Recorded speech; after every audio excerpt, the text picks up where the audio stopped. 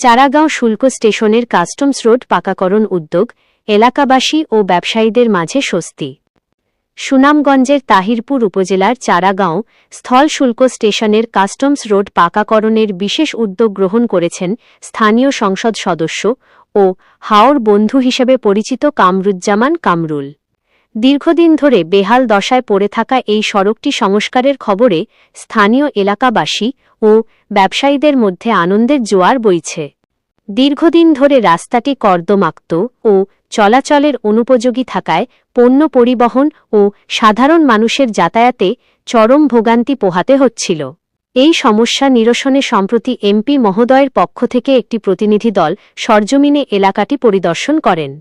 জাহিদুল ইসলাম, উপজেলা প্রকৌশলী LGED, মেহেদী হাসান উজ্জ্বল, যুগ্ম আহ্বায়ক, তাহিরপুর উপজেলা বিএনপি, AKM নাসের উজ্জ্বল, সদস্য, উপজেলা বিএনপি, হাজী আব্দুস সামাদ, সাধারণ সম্পাদক, শ্রীপুর উত্তর ইউনিয়ন বিএনপি ও সভাপতি, চারাগাঁও শুল্ক station, Saidul Islam, commander, Charagaon BOP, Moniruzzaman তারা, সভাপতি, ২ নং ওয়ার্ড বিএনপি, হামিদুর ইসলাম, সভাপতি, ১ নং ওয়ার্ড বিএনপি সহ স্থানীয় নেতৃবৃন্দ।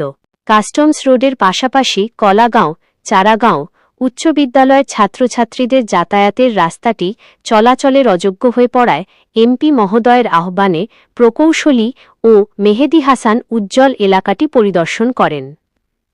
এ সময় প্রতিনিধি দলটি নদী ভাঙনের ফলে বিলুপ্তির পথে থাকা জঙ্গলবাড়ি গ্রাম এবং কলাগাঁও সরকারি প্রাথমিক বিদ্যালয়ের নবনির্মিত ভবনটিও পরিদর্শন করেন। স্থানীয় ব্যবসায়ীরা জানান, চারাগাঁও শুল্ক স্টেশনটি সীমান্ত বাণিজ্যের জন্য অত্যন্ত গুরুত্বপূর্ণ। রাস্তাটি পাকা হলে কয়লা ও চুনাপাথর পরিবহন আরও গতিশীল হবে, যা সরকারের রাজস্ব বৃদ্ধিতে সহায়ক হবে। মেহেদী হাসান উজ্জ্বল জানান, জনগণের দুর্ভোগ লাগবে এমপি মহোদয় অত্যন্ত আন্তরিক। দ্রুততম সময়ের মধ্যে এই রাস্তাটির কাজ শুরু হবে বলে আমরা আশাবাদী। সংশ্লিষ্ট কর্তৃপক্ষের এই সময়োপযোগী পদক্ষেপে এলাকার যোগাযোগ ব্যবস্থায় এক ইতিবাচক পরিবর্তন আসবে বলে মনে করছেন সচেতন মহল।